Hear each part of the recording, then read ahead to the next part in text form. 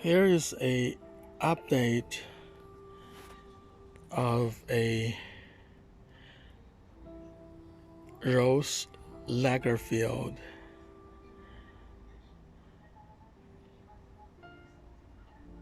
Rose Lagerfeld is have this wonderful color, and it's not just this color, it's also a highly fragrant. As you see, Mother Nature is not easy for us to keep rose because these are damaged by the Japanese beetle. In our region, we have a lot of Japanese beetle in the last 3 years. There isn't any before. And unfortunately, the government isn't doing anything.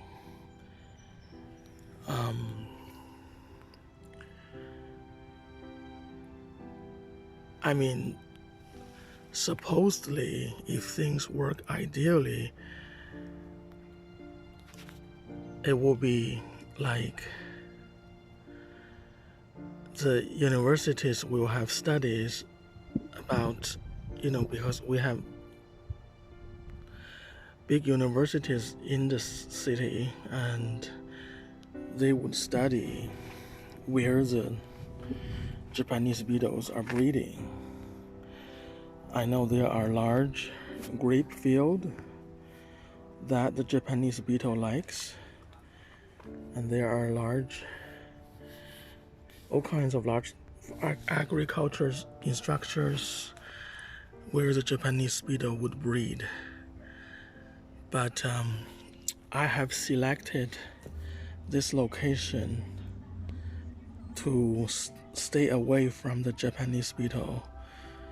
So some blooms have survived, as you can see, especially when they're facing the wall.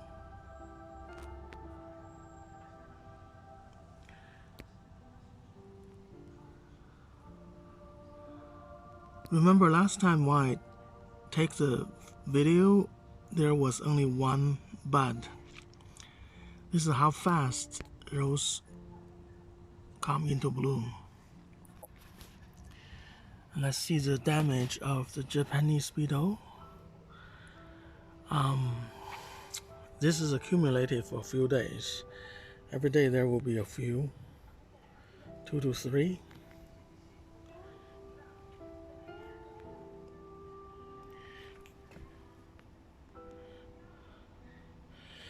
But this rose has an extremely pleasant and a strong fragrance.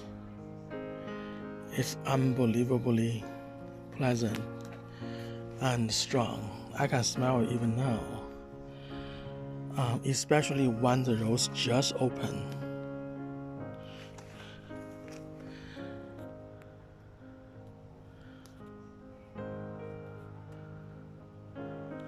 And this is one that is close to the one on the left.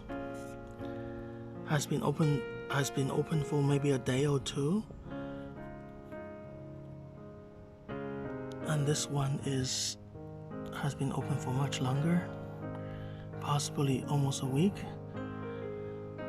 As you can see, it's close to this wall, so Japanese beetle didn't find it.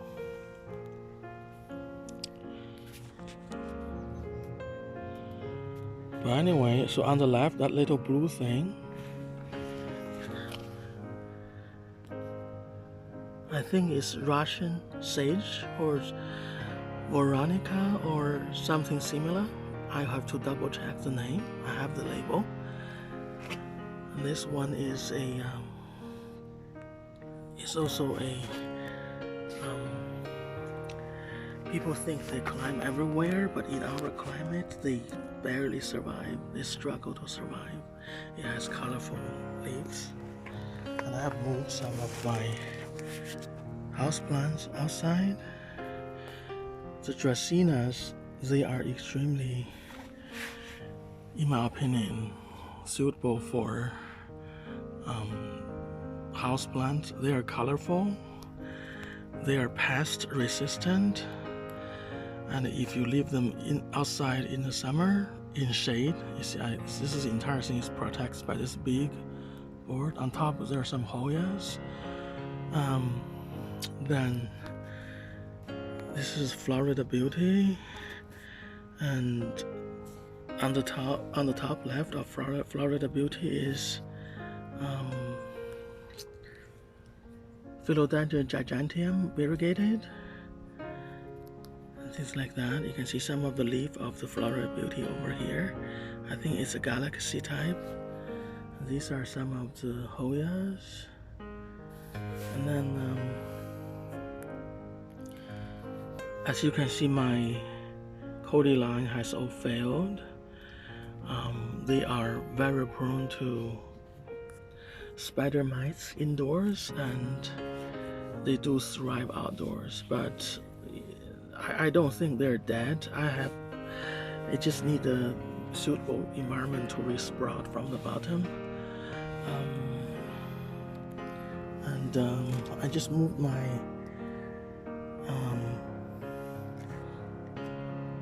Chrysula Calio kitten from indoor to outdoors, and I think something's digging in here, disturbed it.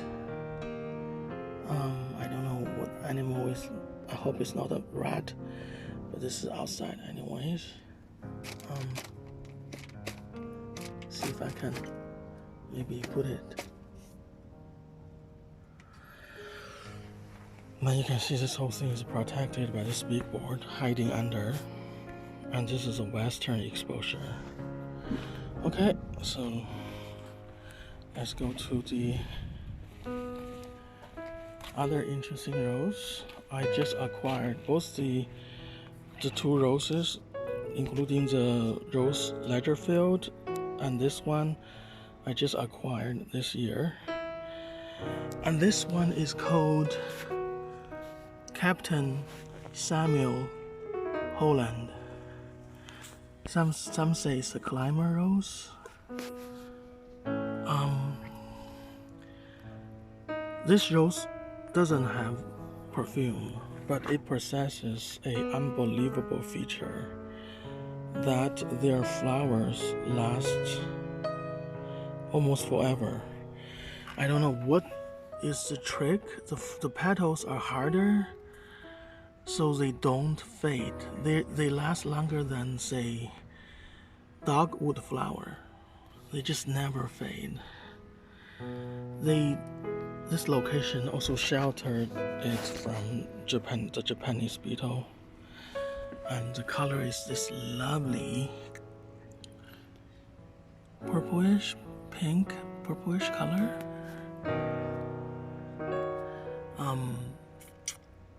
In my video they will look more blue because they reflect ultraviolet light as well.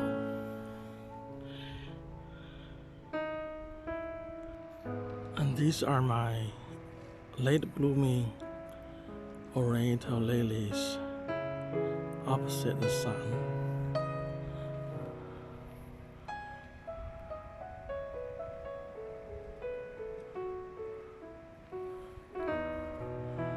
They're like really, really tall.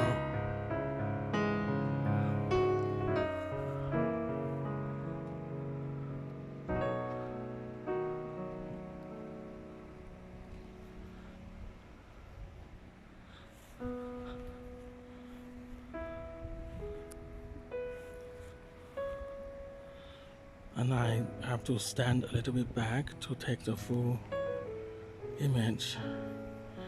On the far right, the white one is Casablanca, Oriental Lily Casablanca, and in the center, the purplish ones are the Stargazer, and then the pink one is possibly pink Stargazer, but I don't really know. Let me get closer. sign is a bit too strong, but you can see the really pleasant feature of the stargazer lily is that they have these little bumps. They are not spots, they are little bumps on the petal that have a deeper color and gave the lily a somewhat like a moted, spotted pattern on the petals.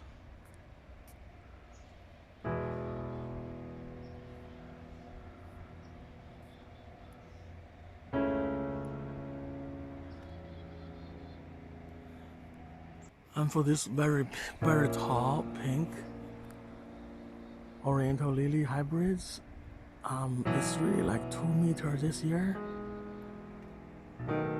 I show you a long distance, full picture, full view in just a few seconds ago. Like I see, they also have these little bumps, but here the bumps are white colored, or very light pink color. So it's like a pink flower with white spots. For the lily, Oriental lily Casablanca, I did remove the black colored, dark brown colored antlers. The lily is a pure white, very pure white color, but it still has the bump. You can see the bump is white as well.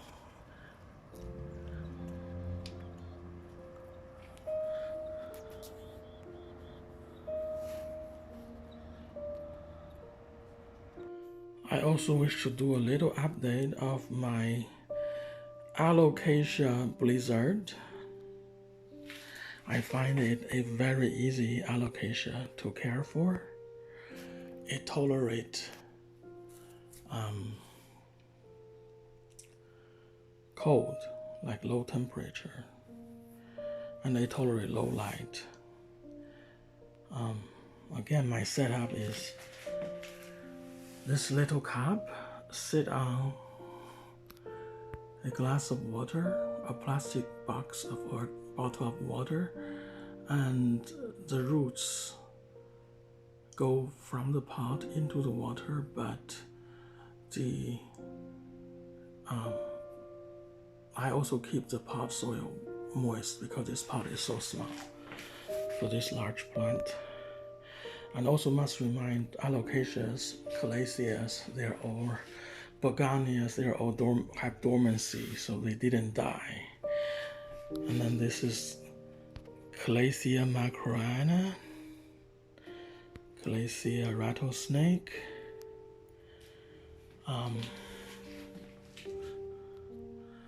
Rex begonia fairwoman. I want to say something about putting things into bags. This is Jose Bruno philodendron, and this is the peacock ginger. It has grown a second leaf. I think they only grow 2 leaves, each shoots, but they may have multiple shoots. And this is, I think this is a Alocasia mallow. As you can see, I place it very close to the window, to a west window. And this little white dot may be sunburn, I don't know. And this is the Alocasia cooperea, another rattlesnake, Calacea.